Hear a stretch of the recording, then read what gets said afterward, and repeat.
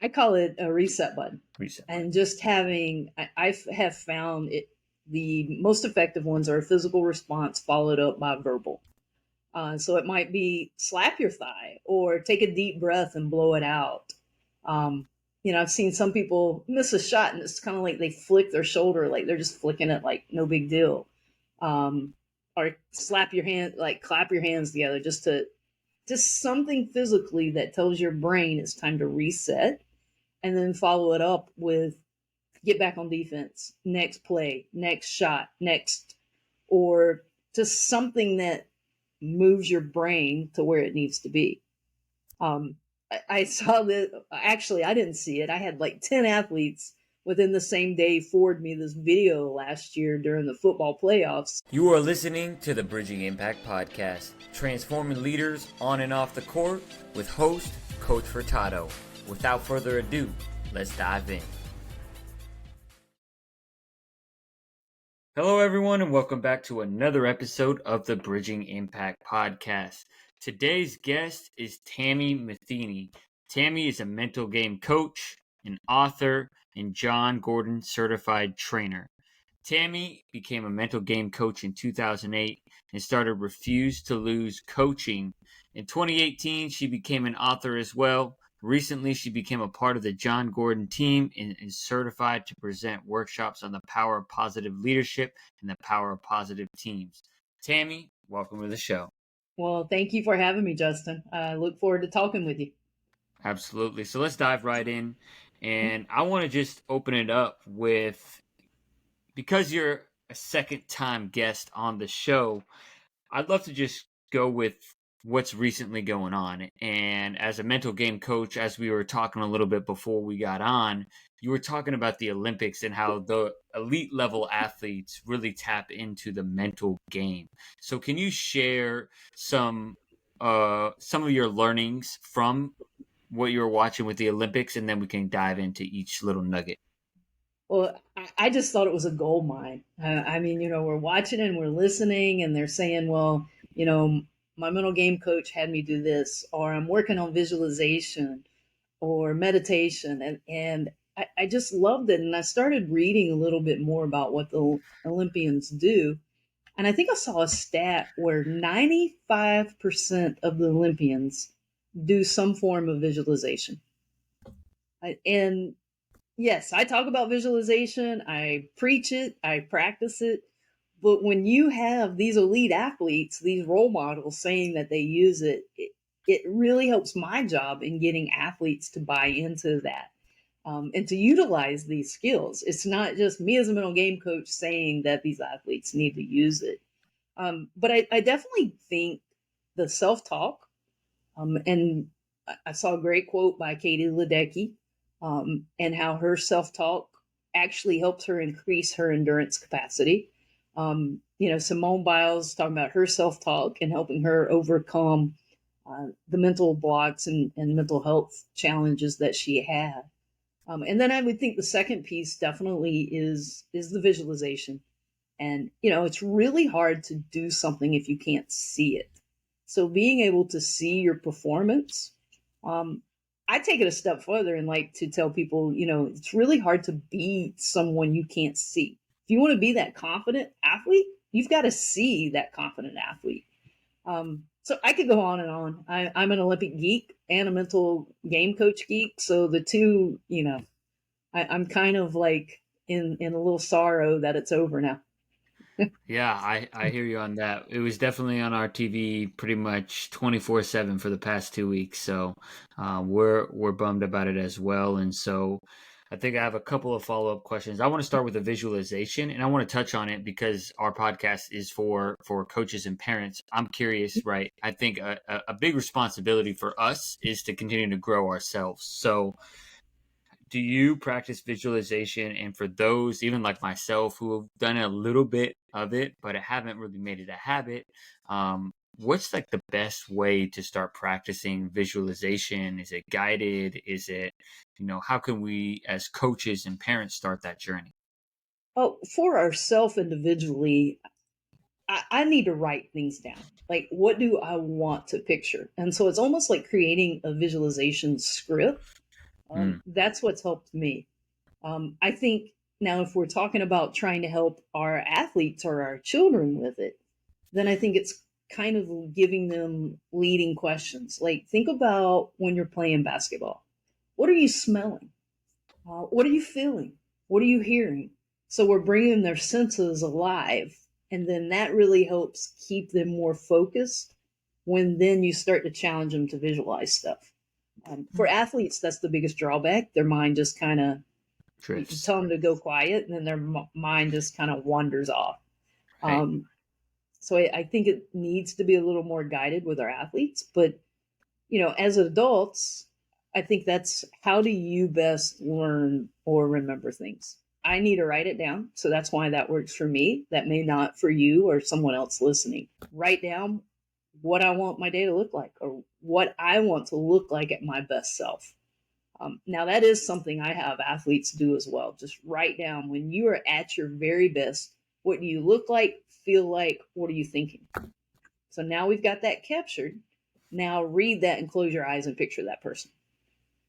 So that's one of the exercises I do with the visualization. Okay, cool. So that's something that I'm more comfortable with. I think one of the things I'm realizing as I kind of go on this journey of life is like I prefer writing things down as well. So Yeah. you're saying that it has just as a powerful of an effect if I'm wanting to write down the type of coach I want to be, if I'm writing that down versus like I have a harder time like closing my eyes and like trying to like see things, right? My mind's going a million miles an hour, just like the athletes you were talking about. Yeah. Oh, a lot of people, if you close your eyes, and I can do that, we're going to zoom off. I've had athletes fall asleep even. So Right. I Right. don't, other experts may disagree, but I don't think it has to be like what we first heard visualization, where you have to close your eyes and picture it. I can picture myself without having to close my eyes. Right. And I think, another thing I'll add, Justin, too, is that I think we can do the same with highlight films or videos. Because, one thing I've used with basketball players before when they're working on their shooting, like say for the summer, is to create a 1 to 2 minute reel of what their ideal shot looks like. When they have their best form, what does that look like? Making sure, obviously, you're seeing some reps of the ball go in. And then they just watch that reel over and over. So they're seeing that and getting that picture. So they're not having to close their eyes. But what it does for the brain is it works very similar as the visualization. I see what you're saying. That's so 1 to 2 minute reel, and this, yeah, you're able to watch it, and so I think just being able to, because at the end of the day, right, the purpose of this visualization is to create that self belief, which then kind of turns into that consistent confidence. And so, can you kind of expand on, you know, what are some good simple ways for coaches just to introduce this? You gave a couple of different examples about bringing their senses alive, but for guiding questions for basketball trainers and basketball coaches or whatever type of coaches are listening to this, what are some great questions we can ask to help our athletes start to visualize themselves succeeding? Okay. So again, number one, they got to see the confident self first, because they Right. can visualize themselves playing, but if it's not in that confident self, then you might get mixed results. Um, the second thing is, let's say if we're using visualization for specific skill development, maybe like a baseball or softball pitcher, then I'm asking them to describe what your perfect curveball looks like. And so they get that picture as they describe it. Let's write that down now. So now they have that script they can use from that. Or, football player, quarterback. Hey, what do you look like when you're throwing? What does your, 20-yard throw look like? Or what does your screen pass look like? So the more we break down those skills and getting them to share with us what they're thinking, feeling, seeing, then we've created that little script they can read over. Okay. I also, another piece is you can do that with scenarios.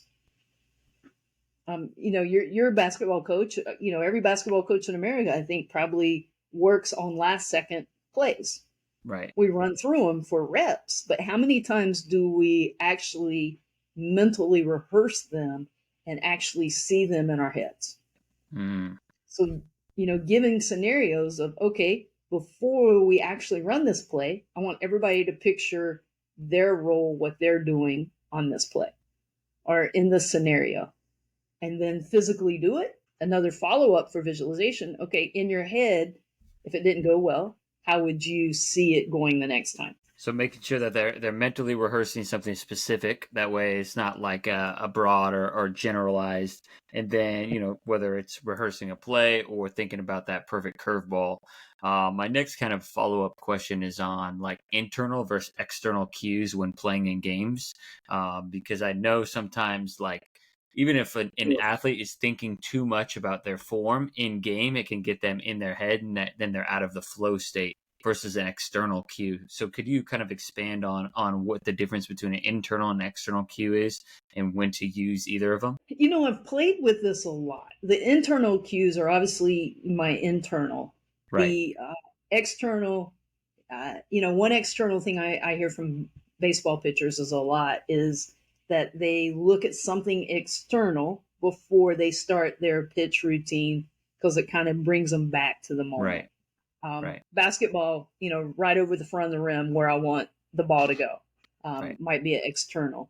Um, but I think regardless of which ones that we're using, I have found the best success with athletes of picking 2 to 3 processes. So if I'm going to use a softball pitcher because this has just happened recently and her feedback was tremendous. She was really struggling hitting her spots. And we had her break down the visualization, like I just said.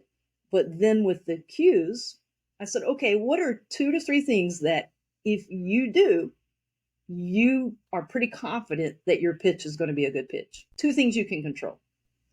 And she said, take a deep breath and then tell myself, see the spot and tell myself, hit your spot. And so what it did was it blocked out all of that external stimuli of the crowd or Mm, focusing on the result and helped her narrow in. I'm just worried about taking a deep breath, see my spot, hit my spot.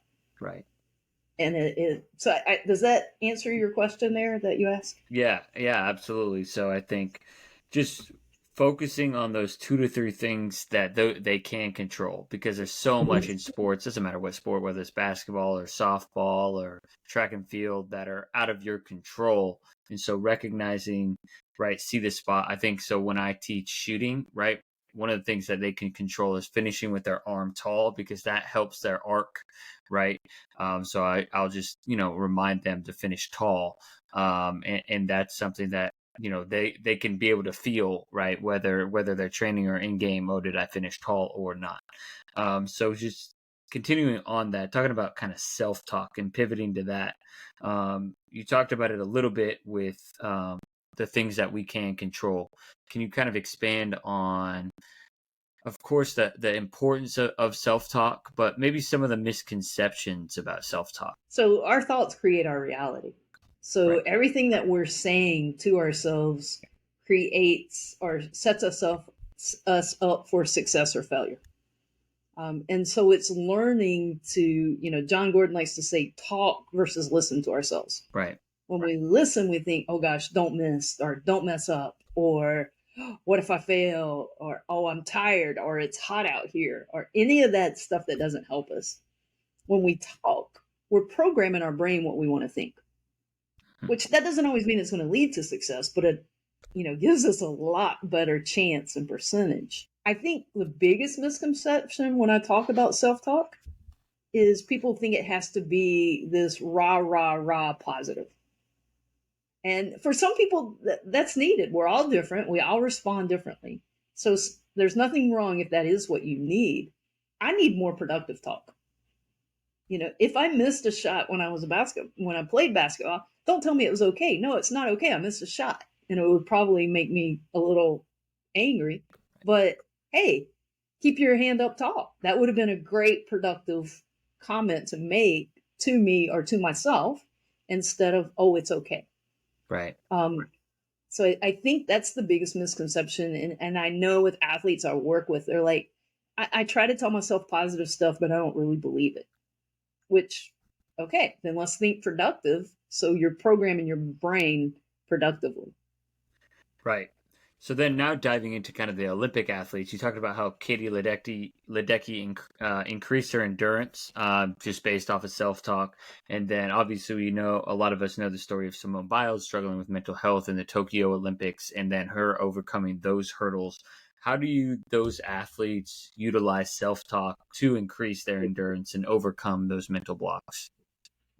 So the mental block piece, and I think there's a reel out there. It's been on social media, but I think there is one of following her. I think it was in a training session and just hearing how she was talking to herself. Right. And it was saying, "This is what I'm going to do. I can do this." Um, because that mental block, regardless of what sport it is, you get the yips or you get the twisties. Right. It starts with your thoughts. And then your thoughts just kind of overwhelm you, and it actually creates that physical challenge or physical barrier. So, getting rid of the don'ts, because I had read where she started like, don't mess up, or she started fearing what could happen if she didn't hit, her, what do they call them? The motions they go through if I don't, hit my apparatus or if you fall, and started worrying about the dangers. So now I got these what ifs. So she learned to talk back to them. And if she had a what if, she changed it to another question, which I love this concept. I've been talking about this a lot. What if I fail? What if I fall? So you change that to what if I succeed? Or okay, what if I fail? What do I need to do to give myself the best chance of success? So I've moved from a state of dwelling to being more solution focused. So go ahead. I'm sorry. That makes a lot of sense because I just had a conversation with an athlete the other night that kind of ties in exactly with this. He was telling me how he struggles with his confidence when we were in the high school season because he felt like the extra pressure, right? And it was a very competitive team, right? That if he didn't perform right, he would then not get play time. And that caused him actually a lot of anxiety and actually caused him, performance anxiety. He didn't perform as well as he could have. And he felt that. And I feel like he weighs and he carries that with him. And then now, as I hear you talking, right, it's about, instead of what if I get this opportunity and I excel, I get 10 points, I get 6 rebounds, whatever the role I had given him was at the time. So kind of helping them reframe those questions. Yeah, definitely. I mean, because we ask ourselves questions all the time. So let's ask better questions that actually like motivate us or help us have success. Right. You know, you know, how do I do this? Or what? No, I know. I'm sorry. Why did I do that? That's a big one. Like people get on themselves. Why did I do that? That was a stupid pass or Right. stupid play. Okay. Ask the question, how am I going to make up for it? Or how am I going to overcome it? So Right. again, now you've shifted. So yeah, I love that concept of asking better questions. Asking better questions. And then, so for those that, are, what are some other ways for that athlete that I talked about for them to kind of get over that mental hurdle, in addition to asking questions? So he's worried about results there, the Right. result of playing time. Right. And if we really get down to every athlete that we work with, if they have a mental block, are not as confident as they should be or could be, 9 times out of 10, it's because they're too focused on results and or other people's feedback, which to me is a result. Right. Uh, so if we can change to things they can control, one, going back to the processes, having them focus on the processes they can control, all the little actions. If they do that, it probably gives them more playing time. Um, so an acronym that I like to use, I didn't create it, and I would love to give credit to whoever did, but I have yet. I'm on a mission to find out who Okay. who started this. So if you know, please share it with me. But the acronym WIN. WIN, which great concept. That's what we all want to do. That's why we're playing. We want to win. But it stands for what's important now. So we can't have two thoughts at one time. So if I have this thought of result or I'm beating myself up, wait a minute, win. What's important now? If I answer that, then I've shifted my thoughts to the present moment and I'm not dwelling on what's not happening for me or the mistake I just made. Even in my job, even when I'm not playing sports, Justin, I probably use that 20 times a day. Wait a Right. minute, what's important now? Let's get back to this moment. And it really helps me be more efficient. And as you know, we were talking kind of before in our previous call when we were just catching up. We had been talking about how, obviously as creators and building our own businesses we never end with things to do, right? And so it can be really easy to go into our personal lives and bring our business into it. So that's an important, kind of phrase to help us. Okay, let's just hang out with my fiance and the dog right now, not think about the next podcast episode we're going to put out. So that what's important now is a really good and important one. I've heard a couple of different people say it. I'm not entirely sure. I don't know who the originator is. Yeah, But it is it's it's great. powerful, right? Because I Yeah. think, making sure that we stay in that present moment is a key to high performance. I'll add to that because it was an interesting study that I'm a big tennis fan, but during the French Open, I saw some research that a French academy had studied the top 5 tennis players for the past, I forget how many years, and the difference in top 25. And the number one trait that stood above was how they regulate their self talk before every point starts.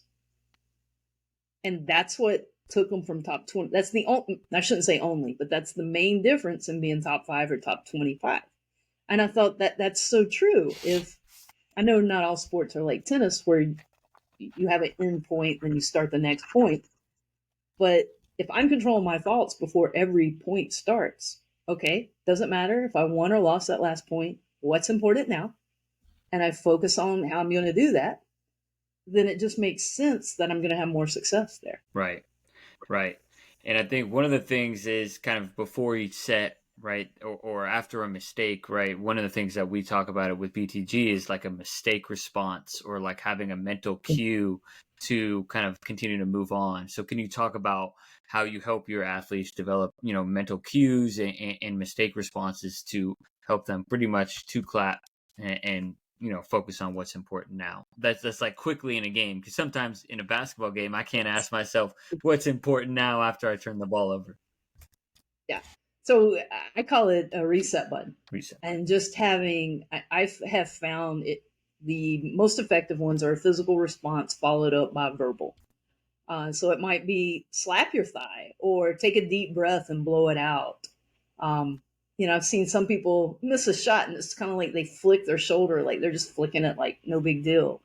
Or slap your hand, like clap your hands together just something physically that tells your brain it's time to reset, and then follow it up with get back on defense, next play, next shot, next, or just something that moves your brain to where it needs to be.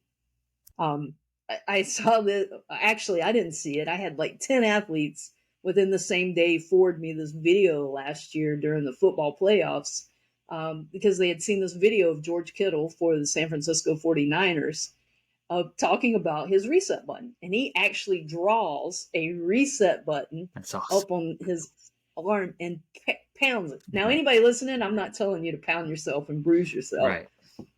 But football players a little different. So, but that to him, he gets that physical and he's telling himself to reset, and then he follows it up by next play.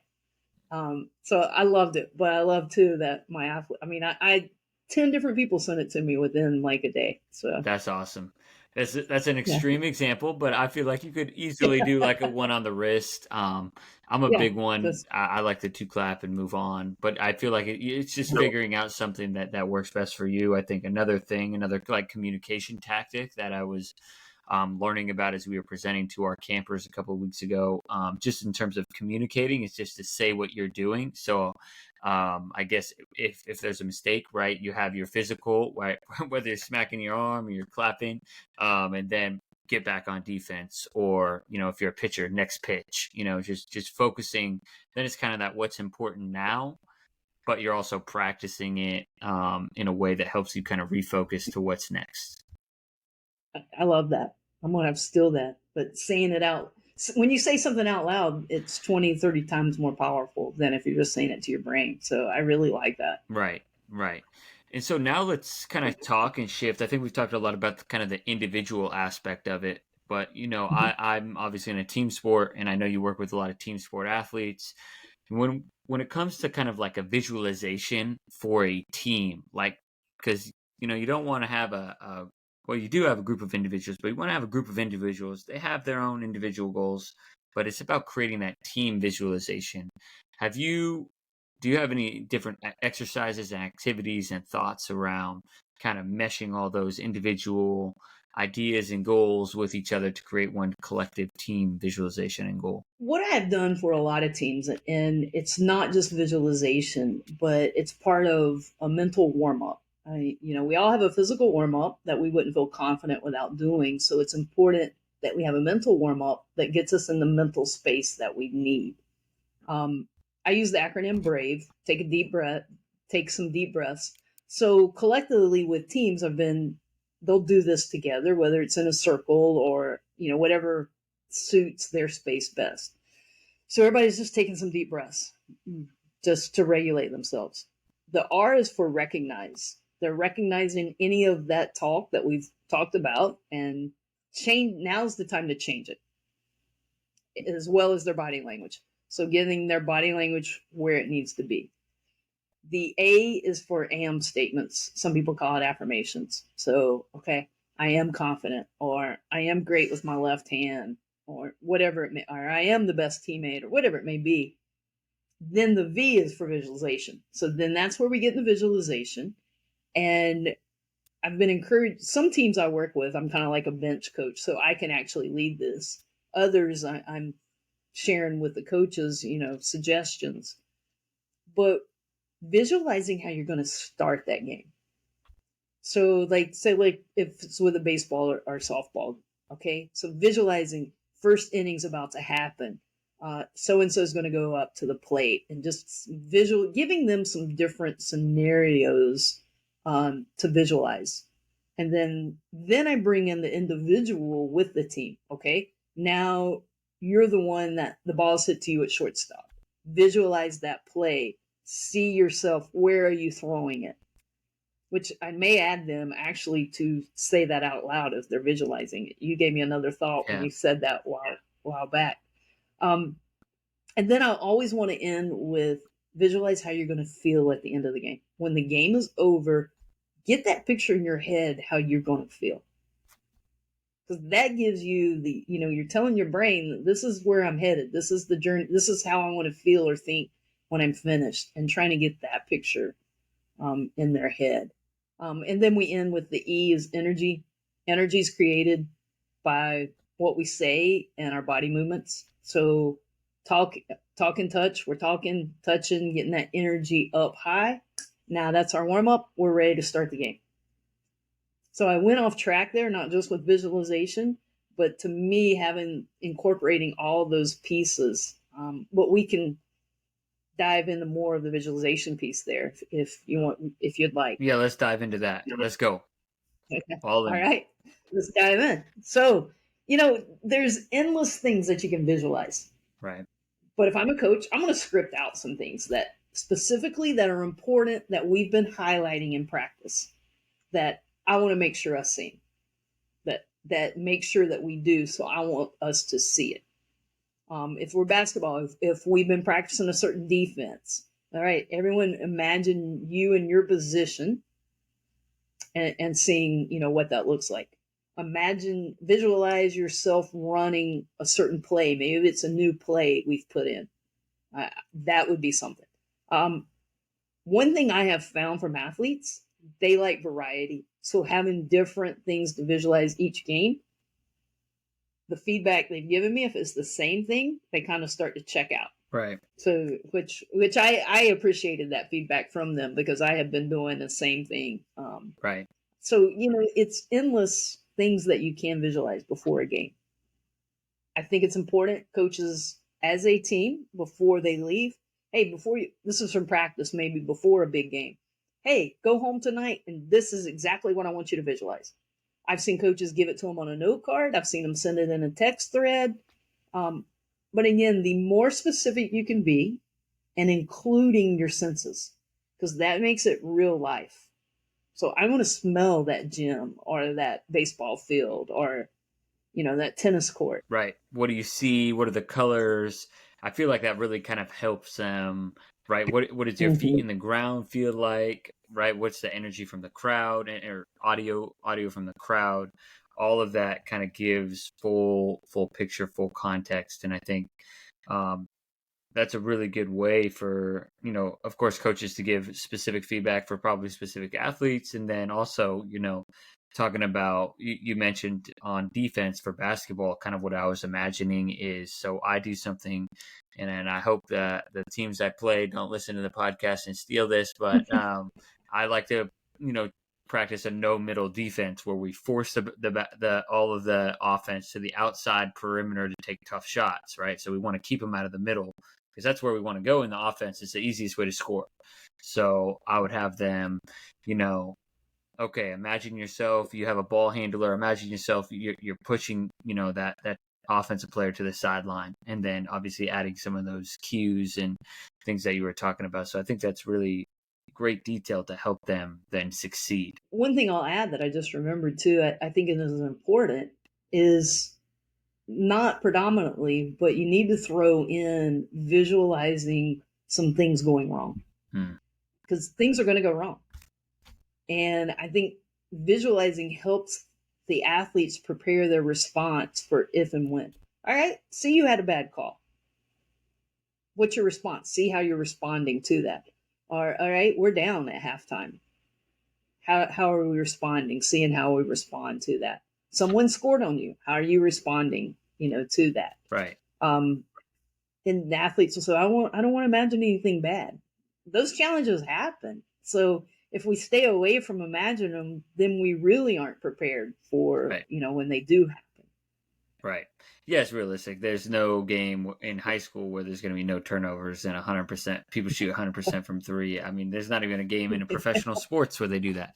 So it's going to be bound to happen, and that's a skill, and being able to, and kind of talking about beyond the game, right? It's a skill that you're going to have to be good at in life, right? After you miss a shot, whether it's, you miss on a test or miss on a job application, right? Like, it's going to happen. How do you respond? And that's what I love about sports and what it can teach. And so, as we're kind of entering that part of the latter half of our podcast, I'd love for you to share a story or two from the book Challenger Deep that touches on some of these principles that we've talked about today. My favorite one, and I didn't connect this in the book, but I do think it really ties into a lot of this. Probably unheard of unless you are in field hockey. But University of North Carolina has predominantly the best program since the beginning of time for college. So it's a historical program. They had the Michael Jordan of field hockey, Erin Matson, who she won 4 national championships as a player, probably the best field hockey player in the U.S. And she goes to the athletic director her senior year, and her head coach, the only coach the program's ever had, they knew she'd be retiring soon. And she's like, I want the job when she retires. And the athletic director kind of laughed at her, like, just go worry about winning another national championship. Here Right. she is. I think she was 21 or 22 at that time. And she's like, I'm serious. He said, come back and talk to me after you win another national championship. He's thinking, okay, I've pushed her away now, Right. no worries. Well, she goes and wins. I think within a month, she shows back up at his office. And she had everything planned, like a game plan, Right. like, this is how I'm going to do it. I really want the job. And he said, like, okay. And he tried to push her away, but she kept going at it. And she kept showing how she would be successful. And he ended up relenting, and here he is, and he had to know what a gamble he's taking. What are the rest of these athletic directors thinking? He just hired a 22-year-old to take over the most prestigious job in America, and you had some of the top names in that sport applying, Right. and he gives it to a young lady. Anyway, great story, fairy tale ending. First year coaching, she wins a national championship. But I unpacked that story, and her belief in herself had to be created by her self talk. I mean, at 22 years old, I'd be like, no, I can't go talk to the athletic director. What if he says no? Or I don't have the experience. But her self talk didn't allow any of the barriers that she had. Her self talk was, how do I use my lack of experience as an advantage? How do I use my youth? I can relate to these young ladies better, maybe. And just all of that self talk kept her confidence up to go do what many people wouldn't put themselves on the line for that kind of scenario. Uh, and I just think it's just an amazing story, because I think back, and I probably still do it today, where I don't go for that big job because, they're not going to want me, or they're going to say no. But having that true belief and that true confidence in yourself comes from your self talk. Now, I've never talked to her. I would love to interview her and say, hey, what was some of your self talk exactly? But it had to be completely positive and productive, or she would have had no shot of such. She was a long shot. But I just think it's a fascinating story that we create our realities. And if you want something, your talk has to match what you want. I love that. No, and that's so important that you have that self belief, and that takes a lot of effort and work, and the mental skills is just as much as a physical skill, and it just needs to be practiced just as much, right? Because I feel like it's tangible, right? We go to the gym 3 or 4 times a week, but when do we go to the mental gym, right? I feel like we have an opportunity to go to the mental gym every single day. Definitely. I want to share one more, though, because Please. it ties into the self talk, basketball related. And I'd like to, I know I think you've read the book, but I would like to hear if had you heard the Stacey King, Michael Jordan story I before? haven't. No. Okay, so Stacey King was highly drafted by the Bulls to give Jordan, this, power forward center that would help, because this was early on in Jordan's Right. career. And everybody thought, Stacey King was going to be this great player. He was struggling his rookie year, and Jordan had a game where he scored 69 points. So it was Jordan's 69-point game. And Stacey King scored 1 point that game. So afterwards, the media's kind of on Stacey because, again, he hasn't been lighting it up. And they're like, what would you say about this game? And he said, I'm going to remember the day that Jordan and I scored 70 points. Right. I just thought, he's being funny there. Right. But how great if we all could reframe those things. Yes, it wasn't the game he wanted to have, Right. but and I don't think he ever was an all-star, but I do think he improved after that. But if he had beat himself up, he's not giving himself the chance to make those improvements. So it's a cute, short little story, but I just love that. Like, Yeah, it's a cool little opportunity to just reframe a game, and also, kind of put it on a big spectrum, right? That game that if in scoring 1 point doesn't really define who he is, and I feel like that's part of right, it. It's just like it's a game. Michael Jordan went off. I didn't contribute as much, but I was along for the rise. So, yeah, um, definitely. that's a good one. I think my follow up question for all this talking about self talk, I think we have to kind of capture it with, I know the first time we had our podcast conversation, you talked about one of the most important things to be confident is preparation. And just to put a bow on it, that we can't just have this self talk talking about becoming a great shooter if we're not going to put the hours in to become a great shooter. Your talk has got to align with your actions. I just said, with Aaron Manson, talk, about what you want to get that. But our actions have to meet that as well. Right. There's a verbal commitment that 99% of athletes have. You verbally say you want something. That is easiest thing to do, and almost every athlete can say that. But the physical commitment, where your actions actually meet your verbal, that gets down to 50% of athletes do that. That was a study done about 5 or 6 years ago. And so only 50% of athletes at any level, their physical is matching their verbal commitment. And you wonder why things didn't happen. You got to put in the physical work. It's really hard to be confident if you haven't put in the physical work and taking care of your body. That's part of preparation as well. You want to be the best player, but you're staying up playing video games till 2 or 3 in the morning. That catches up with Right. you sooner or later.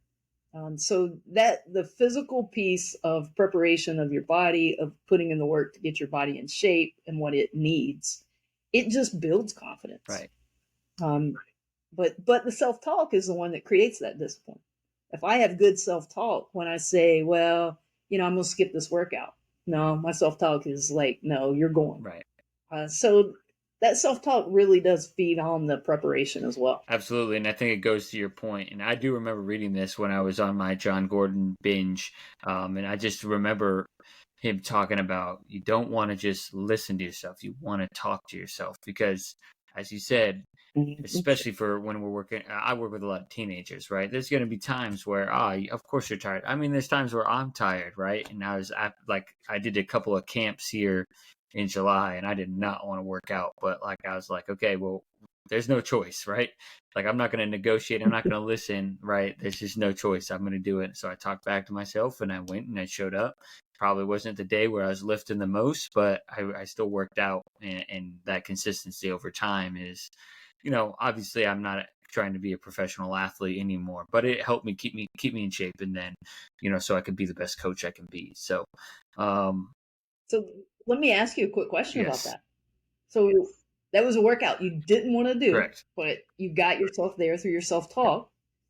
How much better did you feel about yourself after you Oh, I finished felt way better. I felt good. Like physically, right? Physically, you feel good. And then mentally, right? It's like you feel like you overcome like an obstacle, right? Even though it's a minor obstacle, really, it's just showing up to the gym, right? In the grand scheme of things, there's a lot of people facing a lot of other obstacles. But when you can get over that, it's like, okay, I can go to the gym tomorrow, right? Versus, I always talk about it's the easiest at the beginning of the summer to go to those first 2 or 3 summer workouts. It's the easiest to be excited in the preseason. Now it's hard when you're in the middle of the season, in the middle of the summer, when things, get either a little bit boring and you're a little tired, right? That's where you can really separate yourself as an athlete, as a coach, etc. Definitely. But I'm glad you shared that story because I think that's an important piece. You feel even better about yourself when you get Right. yourself to do something you didn't want to do. Yeah, 100%. Which builds It confidence. does. It does.